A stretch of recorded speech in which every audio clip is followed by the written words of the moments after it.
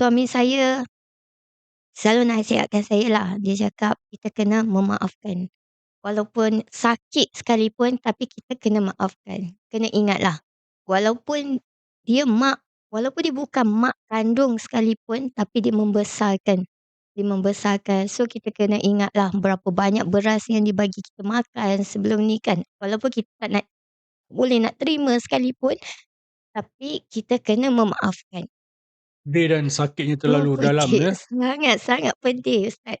Kalau Hmm. nak dibandingkan dengan penderitaan yang, biasa-biasa yang kita tengok kan, pun dah sakit dah tengok orang pukul anak kan. Hmm.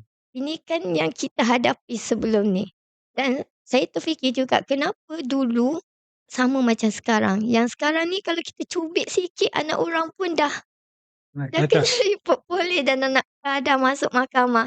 Tapi ini bertahun-tahun saya hadapi.